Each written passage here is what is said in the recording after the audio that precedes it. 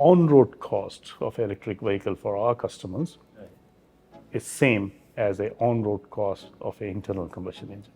X5 is always a winner. X5 is what we always call is a category defining product, because that created the SUV luxury category for that matter.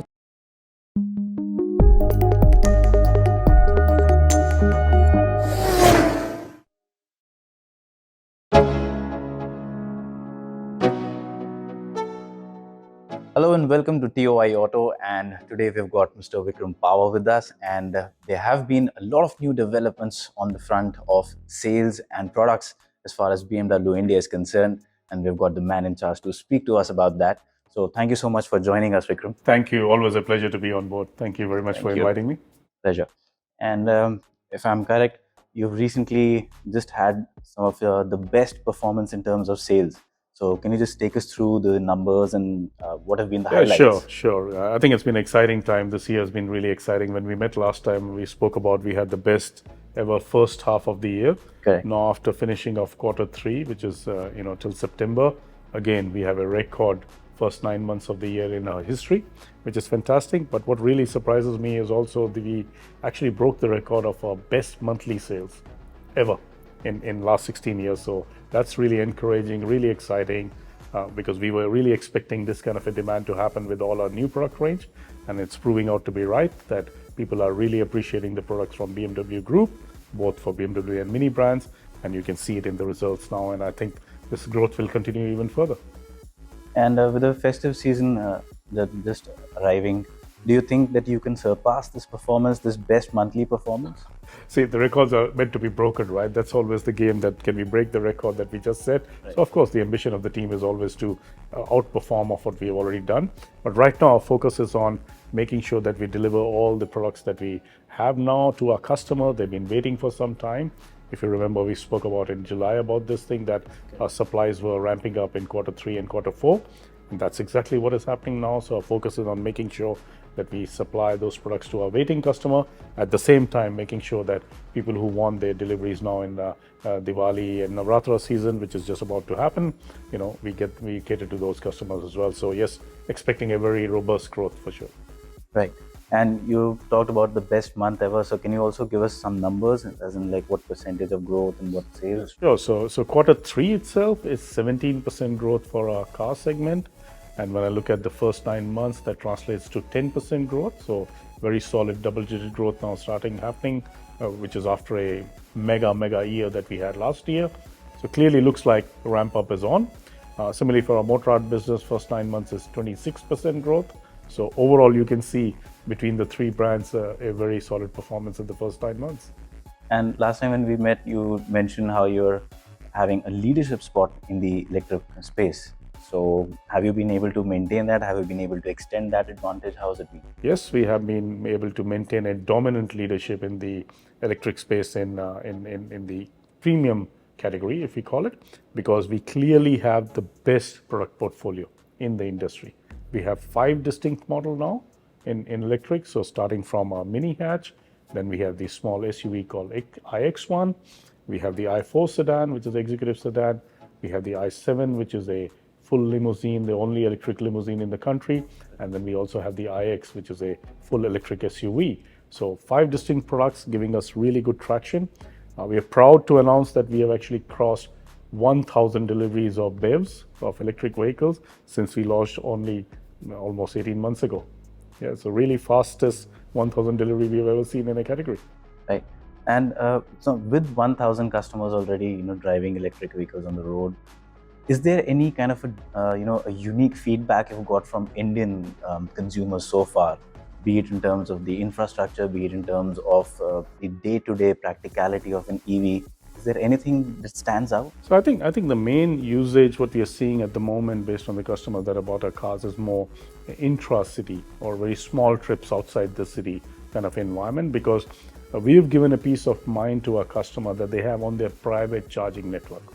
So every customer that buys an electric BMW or Mini gets a private charging wall box, which is installed free of cost, either at their home or in their office. That means they can literally charge every day their vehicle if their usage is very high. Although we know the usage of our customers roughly around maybe 40 to 50 kilometers a day. So you're talking about charging maybe once in 3 days or once in a week, depending on the car that you have bought. So from that perspective, the customer is quite at ease. That's the feedback we are getting, that really helps. It's like charging your phone. You come back at night and you can charge it, and it's enough to charge in a couple of hours. Those people who are traveling to, let's say, nearby town, let's say if somebody's going from here to Chandigarh, for example, normally you can do it in a single charge. That's not a problem. But still, if you had to charge it when you go to Chandigarh, our dealerships, for example, in all the 35 cities have got fast DC chargers. These are 50 kilowatt DC chargers, so that really pump up the battery very, very quickly. For example, literally, if you're having a coffee for 15-20 minutes, it'll top up maybe 100 kilometers for you. So that's the kind of infrastructure we have created, and this is available to all our customers and every electric customer 24/7. So 24 hours a day, 7 days a week, those chargers are accessible, and we were the first ones to set it up in the industry like this.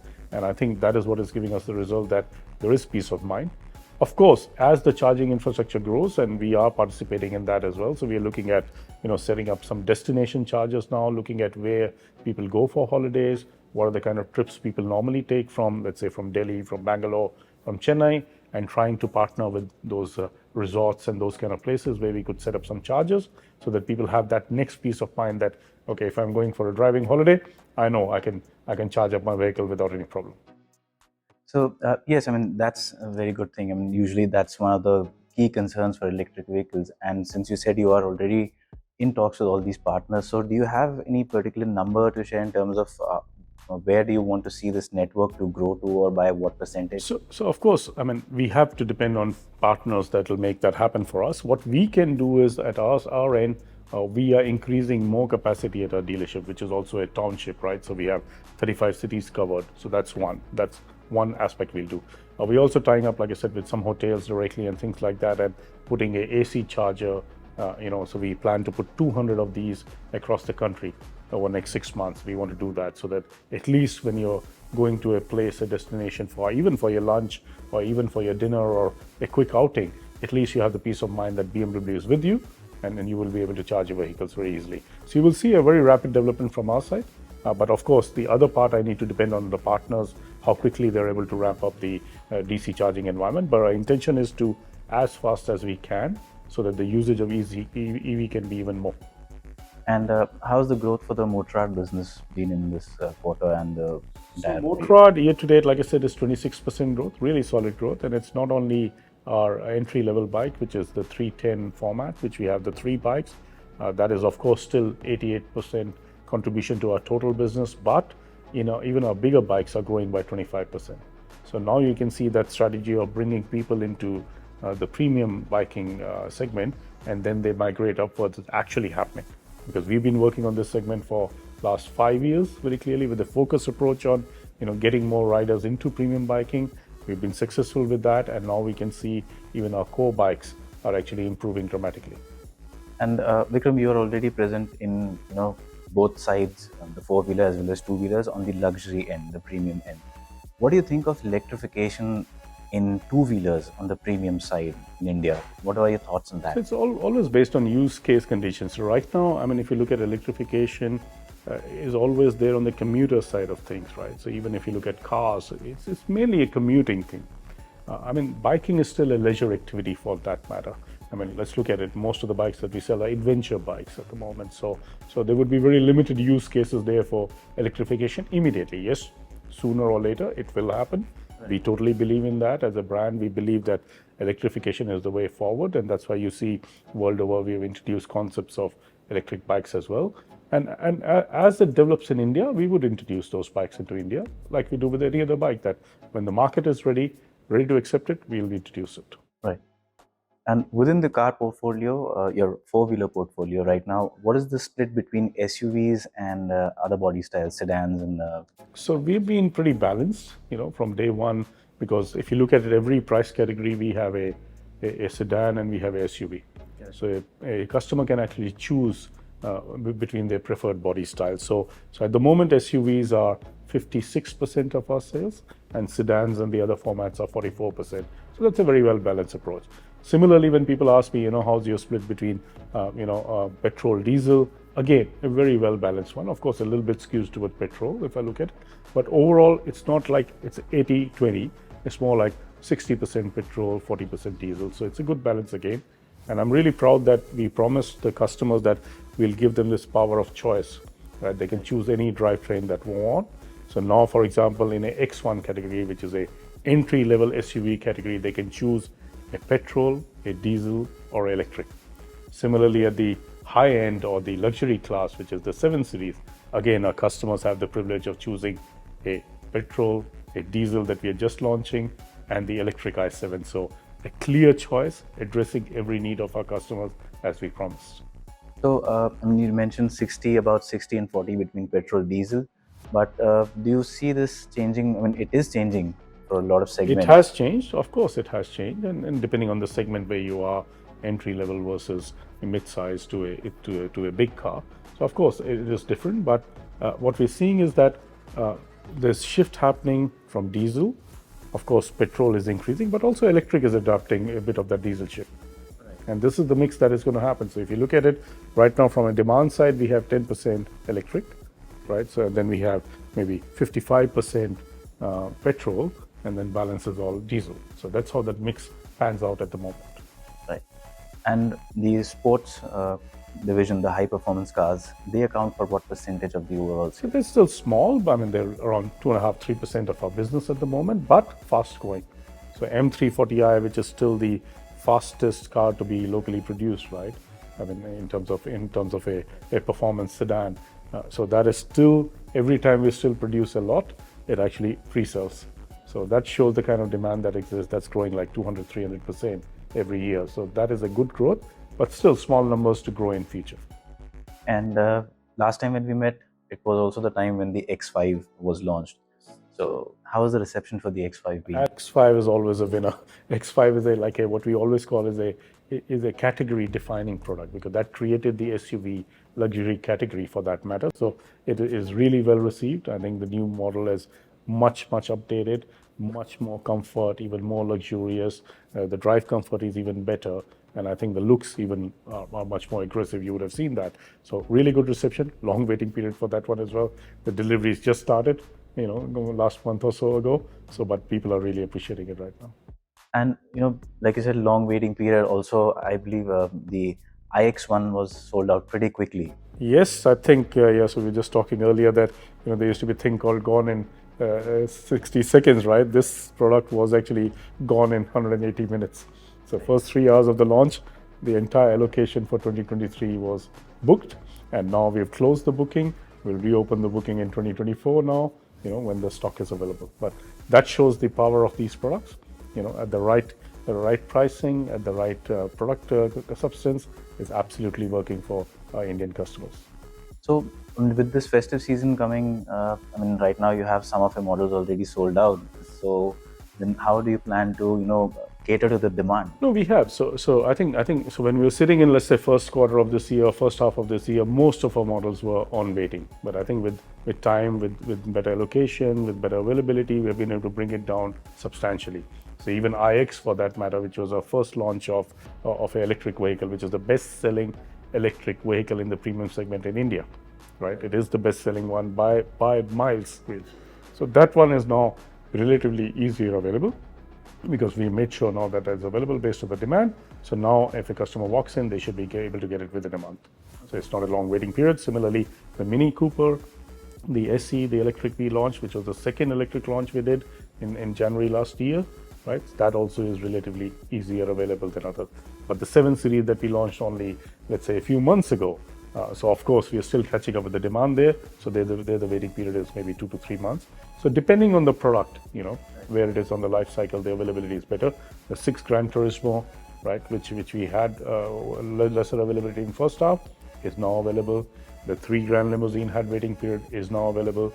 X1 still has some waiting periods, and of course iX1, as I mentioned, that is absolutely sold out. So unfortunate about that, but all the rest of the models are relatively much better available now. Yeah. And BMW has been around in the country for a long time now, so you definitely have a huge car park. Are you planning to provide any kind of an incentive to customers to upgrade or move from petrol, diesel to EVs? A special discount or maybe a special incentive to help them overcome that anxiety or So the one of the doubt? biggest thing what we've done for our customers, right, is that a on-road cost of electric vehicle for our customers is same as a on-road cost of an internal combustion engine. Right? That's the biggest incentive we already provided to our customers, that that your choice can be based on your requirement, not based on an incentive or a price point. Right? I think that's what we want to do. We want customers to naturally choose the product that fits their requirement. Because like I said, we are leaders in electric, and we have done it in a very responsible way.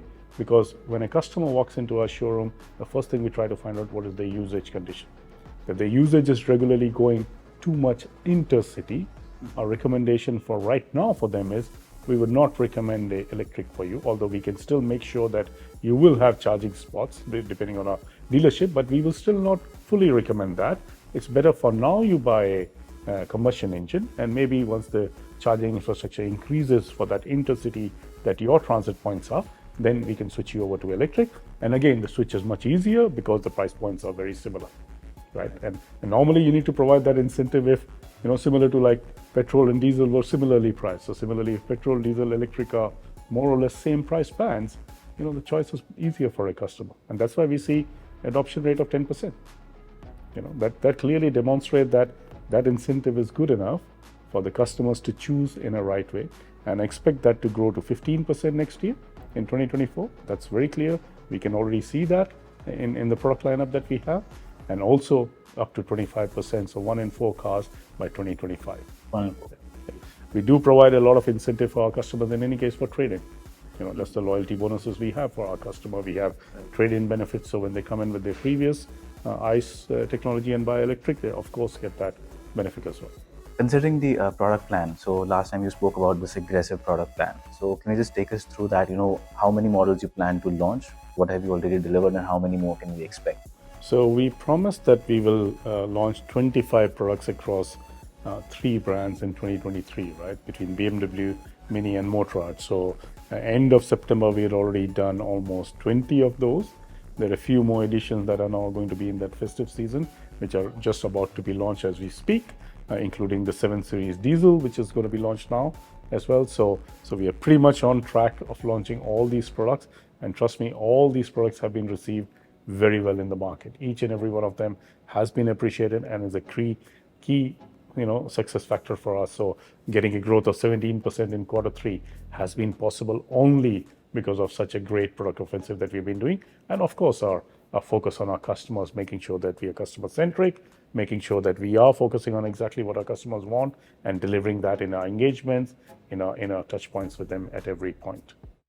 So the 7 Series Diesel will come in before the festive season. Yes, it's just about to be made available now. So yeah, right. That's right. And the remaining models, are they going to be again, versions or variants? Most of them are now editions and versions. Most of them are editions and versions. All the major, what we call as the big impulses, we've already done at the start of the year, because of course we also understand that those need to be made available earlier so that people can make the decision for the key selling period. Yeah. And Vikram, in terms of supply chains, the semiconductor issue and various other issues related to geopolitical factors, have those eased out? Do you see that easing? Yes, relative to when we met last, it's much better. At least the semiconductor part, I think we've got that under control to a big degree. Of course, not fully solved across the world. But for India, I think we've been able to now insulate it quite a bit. That's why you see our production plans are actually in line with what we planned for the year. So we have not missed any overall production. Maybe the only challenge you face right now is the logistical challenges that are happening across the world. Only last week now, Charleston port in US was shut down because of the tornado, right? So similarly, Mexico port had some issues and things like that. So those are small little bits and pieces that disturb your sequencing of production now. So you have to be very agile, and I think we learned that since COVID. We have been learning this, and we've become really well as BMW worldwide. We're very agile. We're able to adjust our production plan on a daily basis. The only thing we need to make sure is that we're informing our customers regularly about those changes. It is inconvenience, we understand that, but at least we are able to still make sure that we are continuing with the deliveries that are there in the market. And this is something we discussed last time as well.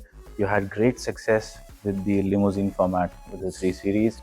And would you have any update in terms of your plans with that, extending that to other models? So I think a focus on comfort for Indian customer is absolutely there.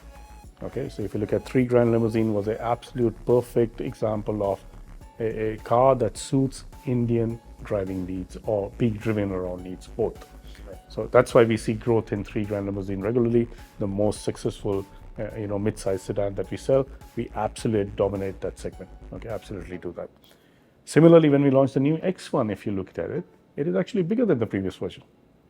Much more spacious, much more roomier, much more airy. So again, the comfort factor is much better in that car as well. So clearly, the focus of comfort for our passengers in the rear and also the driver at the front is always there at the same time, which is, I think, the right combination for India. That way. Yeah. Well, I think that answers all the questions I had for today, and it seems BMW is on a roll in the country, and especially in the electric vehicle space. So a lot of interesting things are soon to happen. Of course, like Vikram said, the 7 Series diesel version is the one to watch out for in the immediate future, and we'll keep you updated with all the recent developments that have happened and the upcoming developments for BMW. So stay posted and do subscribe to the channel. Thank you.